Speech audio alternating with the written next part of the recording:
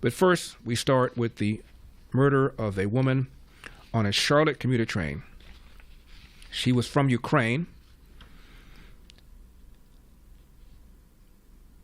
and sitting in front of a man named Carlos Brown Jr. before she was stabbed. All this on video.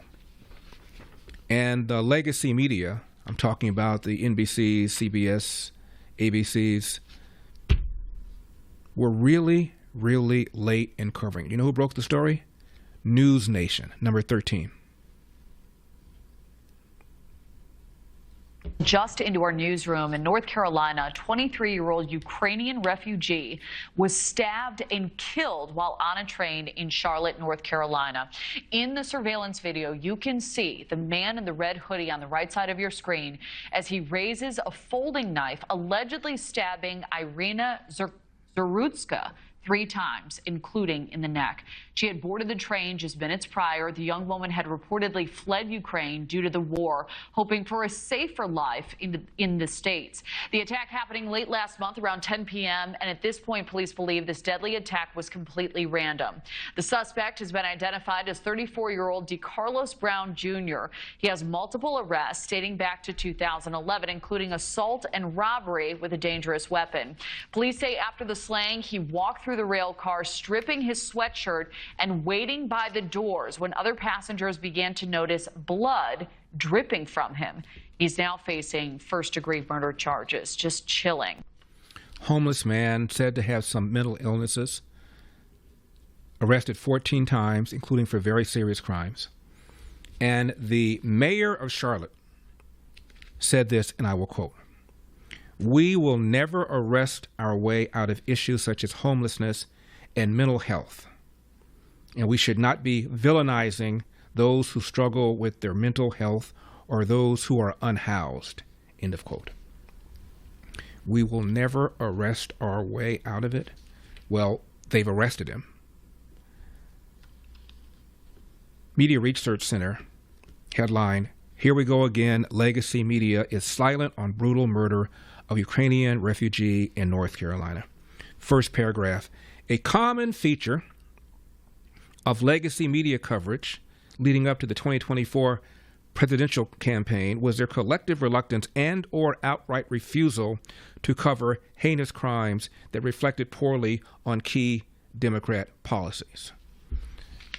Soft on crime, released a bunch of times. We will never arrest our way out of issues such as homelessness and mental health. Are you kidding me? Guy has been arrested for assault, breaking and entering, robbery with a dangerous weapon, and communicating threats. Was out on the streets. Liz Wheeler tweeted this about coverage. New York Times, articles about George Floyd, 5,987. New York Times, articles about Trayvon Martin, 1,190. New York Times, articles about Kilmar Abrego Garcia, 56. Articles about Daniel Penny, 100. Article about the woman who was stabbed by this repeat offender at the time that she posted this, 0. Elon Musk went on X and posted a flurry of comments about this murder. Musk said,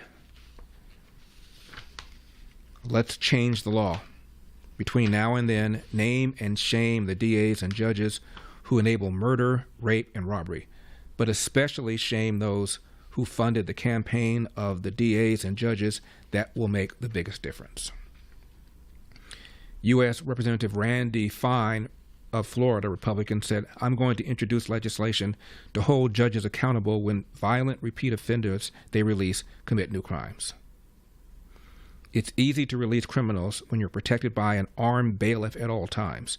The rest of us aren't so lucky. Those 12-plus judges who released DeCarlos Brown Jr. should have their day in court, too." to which Elon Musk said in a response, such legislation is sorely needed.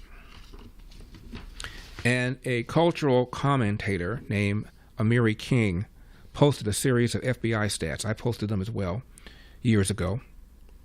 He said, quote, "You want to know something that should make you very uncomfortable? White people are victims of black violence at insanely disproportionate rates. It's not even close. The suspect is black." Posted this too. Quote, "A white person is 31 times more likely to be victimized by a black person than the other way around."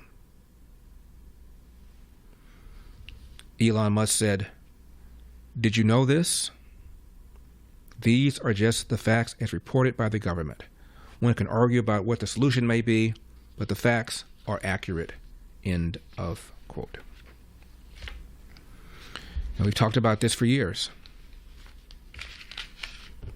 I remember when the Georgia man was jogging and got shot. LeBron James tweeted, "Black people are afraid to leave their homes.